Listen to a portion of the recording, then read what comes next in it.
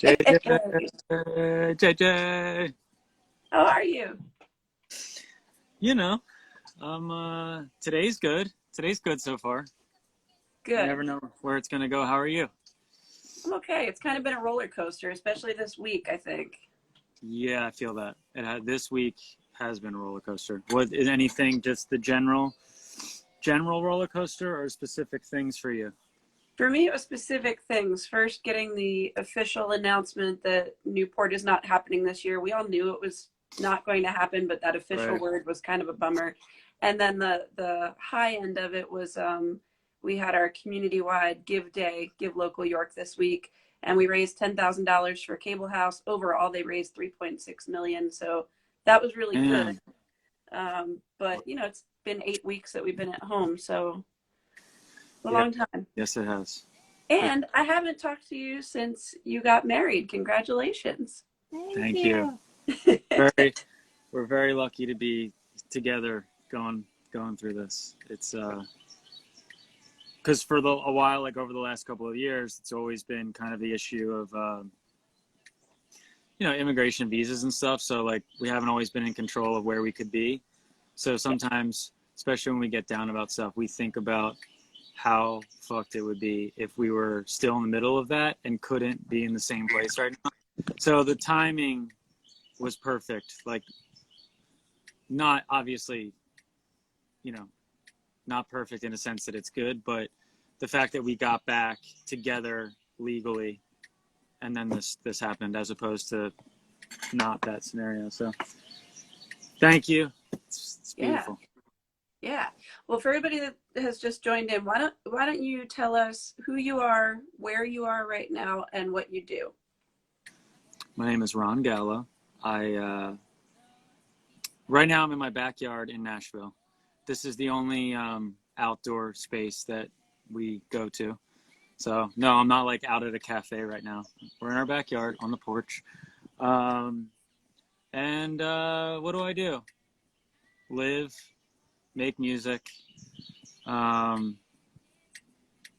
make stuff, really. I mean, I guess what I do has changed a lot over the last couple of months because it's, the normal flow of things has been kind of disrupted. So now it's like, I find myself doing a lot of shit that I've never done before. So just making stuff. It's like, yeah. Yeah. Like what kinds of stuff you've never done before? Well, learning a lot about technology, in terms of whether it's like stuff I've kind of avoided, like learning Pro Tools and like recording programs, because it's been kind of essential to like doing quality live stream shows. Yeah. So all of a sudden I'm like, I have to learn this program. I have to learn how like all this stuff works. What else? I've obviously there's so many different platforms and like ways to do. And I just opened up like an online store, so I've been kind of like designing all kinds of stuff: beanbag chairs, t-shirts, hats, Wow. face masks. Like I don't know. I just find myself like doing all this stuff that I never did before because I can't just go out and play shows now. So it's Yeah. yeah. At the beginning of all this, I read something, I think it was from Rolling Stone, about you encouraging people to stay home. And you were kind of right at the beginning, just jumping right on board with helping to connect people to music. Can you talk a little bit about some of the live stream stuff? Yeah. So yeah, I think we were really like one of the first ones that happened, and it wasn't. It was by accident because it's supposed to play a festival in Ohio on March 13th, and I've taken off a good portion of the last 9 months. So I put together a new band for it. Flew a drummer, my friend Josh, down from Philly to play drums. We rehearsed the show, a bunch of new songs, super excited. So the festival got canceled the day before. And it was kind of like, well, Josh flew down for this, put together a new band. We can't waste it. So my mind just like started working, and I was like, let's go to the store, let's buy everything we need, like gear wise, and like let's just do a live stream show for the whole world instead of doing the show. And it wasn't even with the intent of like, this is going to become the norm. It was just kind of like this spur of the moment idea. And then, yeah, it became the norm. And I don't know, I guess I feel like it's already kind of over in a way, because I think, that first one that we did was incredible. Like the response and like the donations and everything was like crazy, because I think it was a new idea for a lot of people. But as time has gone on, those first two shows kind of sparked, like, I started a digital festival called Really Nice Fest, and it's been going on for 7 weeks. And, it's been like live shows, DJ sets, Q&As. I did like live karaoke. It's basically just like every day or week I can wake up and be like, let's just do something, whatever ideas come to mind. And as it's gone on, you can kind of tell that there's so much going on with it, that people's probably attention and funds are kind of exhausted at this point, because live streaming is already, I think it's an alternative, but it's not like an equal to the real thing. So, right. Maybe it's already ran its course. But I've had fun doing it. I will keep doing it. Like every Sunday morning, I've been doing like a jazz wake up show. I love it. I mean, it's the closest to social things that we can get, like this is. Yeah.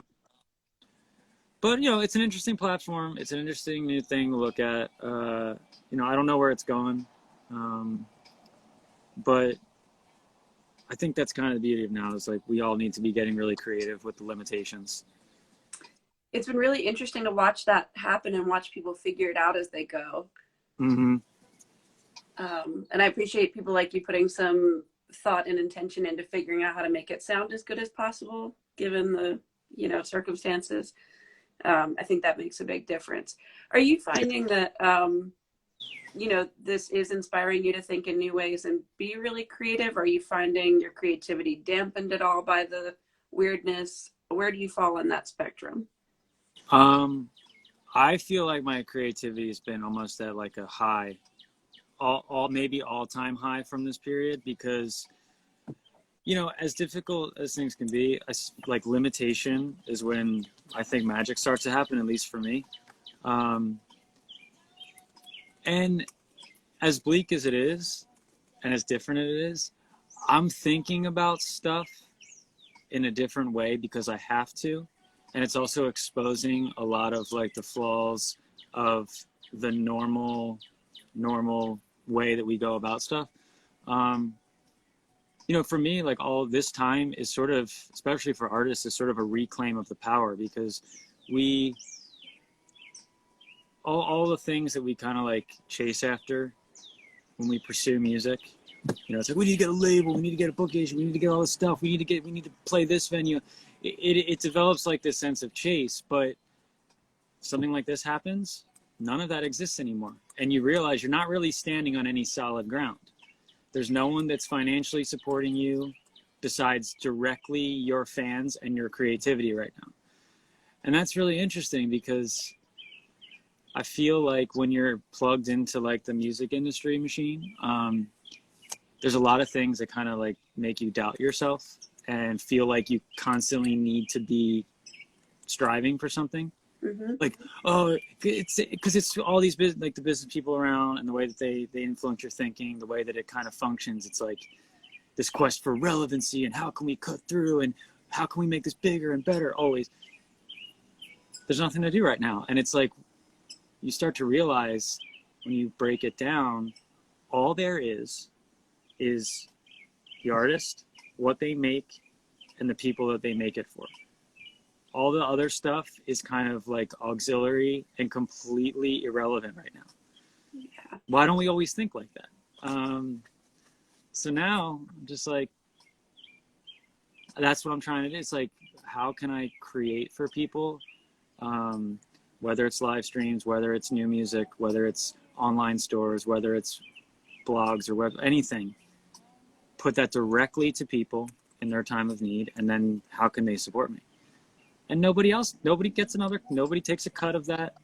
Yep. Spotify, it's like, that's cool that you want to put the donation button on the page, but at the end of the day, it's still fans just supporting you. You're just using your platform like to appear to be some sort of hero, but it's kind of bullshit. So it's total bullshit. Yeah, back to the basics. Yeah. Do you have any Creativity. sense, if that's one of your takeaways from this, that it is now stripped down to those very bare, the three most important things, you, your fans, and the art you're making, what's your sense of what it might look like or how it might be different moving forward? I mean, I don't think we're going back to the normal as we knew it. I think it's going to be different. What do you think about what it's going to look like moving forward? It might. It's funny because I talked to two different friends about this like at length yesterday, and I think we were all kind of agree that it's gonna probably in some way it might revert back to a very DIY localized mentality because we don't know what venues are going to survive. If just really huge ones maintain through this, there's going to be a whole tier of artists, really well-known ones, that are going to be kind of in this weird place where it doesn't fit. And so I think that's going to make us maybe go back to the mentality of like house shows, backyard shows, outdoor festivals, DIY stuff. And I mean, in terms of thinking about live music,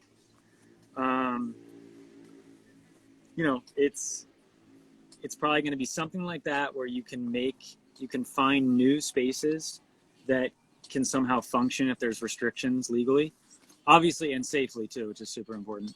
Yeah. But yeah, also just, with there just not being enough space for everyone. So we're going to have to make new spaces. So I don't know. It's weird. I try not to think about it because I don't like to speculate that much because we don't really know anything. Right. Because obviously it would be great to just, oh yeah, we got through it. Everything's back to normal now. We can book a tour. We can go play the places that we love to play. But I don't know. I just don't know.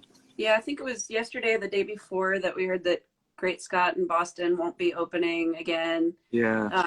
I think there will be some small and medium-sized venues that we lose. And that's really scary to me because how can you tour if there are not those places to make a tour around? So,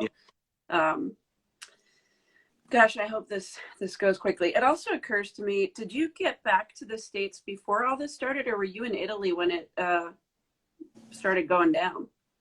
We got back on January 15th. So it existed in the world, but I don't think it was really like I remember we had a show in Calgary in Canada on January 27th, and I remember when we were out there, we had just heard about a case of it in the Seattle area.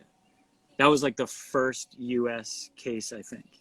Yeah. So we were back just in that window where it was like, I don't know, we kind of like dodged a huge bullet, I think. Yeah, really perfect timing in a lot of ways for you. Yeah, it's pretty crazy. I like to think about it when like I said, when we get down, think about like maybe things are being taken, we're in good hands, because it could very well be a totally different situation right now. Yeah. On a lighter note, have you gotten much of an opportunity to listen to much music while you've been stuck at home, or listen to any of other people's live streams? What have you been listening to? What have I listened to? So every Sunday, like I said, I've been doing this like jazz wake up. It's usually mostly, it's not just straight up jazz. I mean, I like sort of branch out, genre wise, but that's been cool because the playlist for each week is usually stuff that I discovered that week. So we listen to a lot of Erykah Badu, a lot of like 90s hip hop and R&B. Like, I feel like it was like a huge nostalgia wave where I'm going back and listening to stuff from when I was a kid. It's just comforting. What else? There was, every time somebody asks me what I'm listening to, I can never think of what I've been listening to. Like, let me think. Maybe I could just look at my. Let's look at the Spotify history. What do we got on here?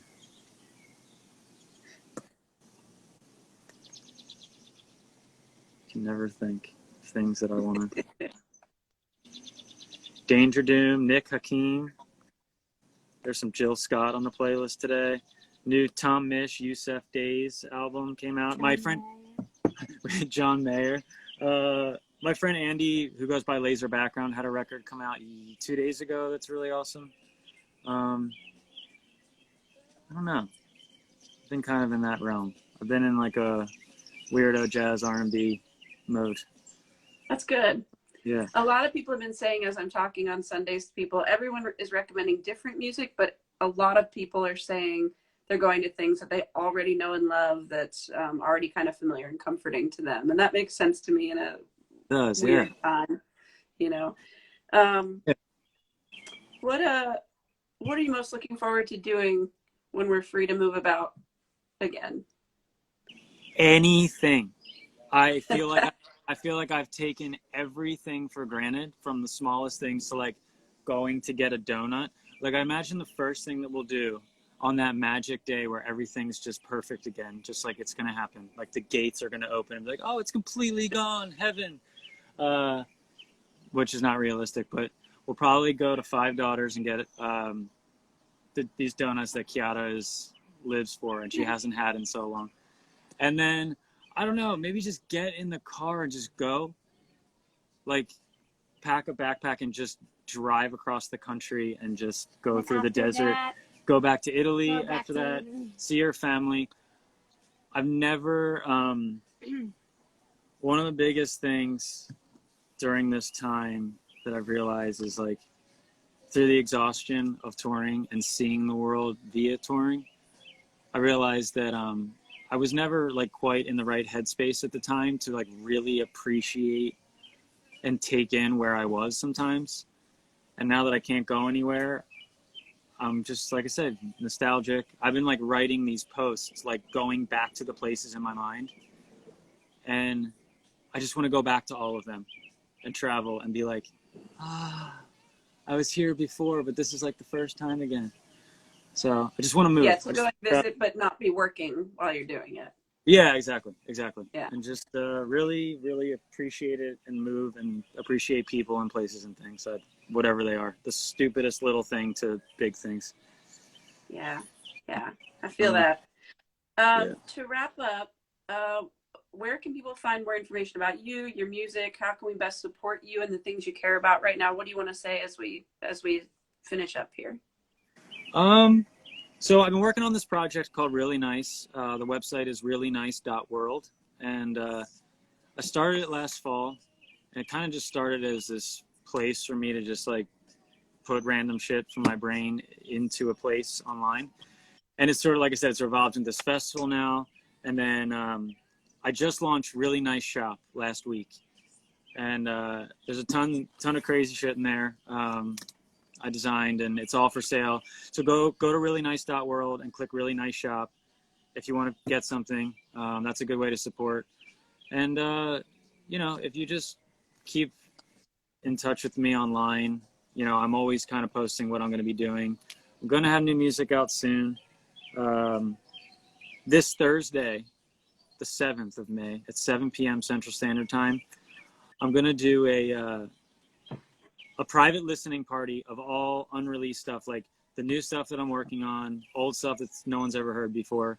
And it's going to be like a ticketed event, but basically I'm really anxious to release new stuff. And it's always such like a long drawn out process. So I'm just going to kind of cut the corners and say, fuck it. And for the people that want to hear stuff now, they can come and hear it. So I'm going to post, like, make a flyer for that online. So Really Nice Shop and my page. And that's all I can think of right now. Cool. Well, I'm looking forward to the new stuff. May 7th is my son's 20th birthday. Oh, sure. But he's not here. He's at his dad's. He's scared of getting me sick because of some underlying health conditions that I have. So that'll be a really good, happy thing to be able to do since I can't be with him. Well, we'd love to have you. We'll be there. We'll celebrate and take care of yourself. Thank you. So, And thanks for taking the time to do this. I'm doing this every Sunday until it's safe to leave the house again. yeah. I already have some fun people lined up for next week. So anybody that's watching that wants to tune in again, I'll post the schedule probably Saturday for the next round of conversations. But Ron, thank you so much for taking the time to talk to me for a little bit. Thank you for having me. It's great to see you digitally. Good to see you too. See you in Take real care. life soon. Bye. Bye.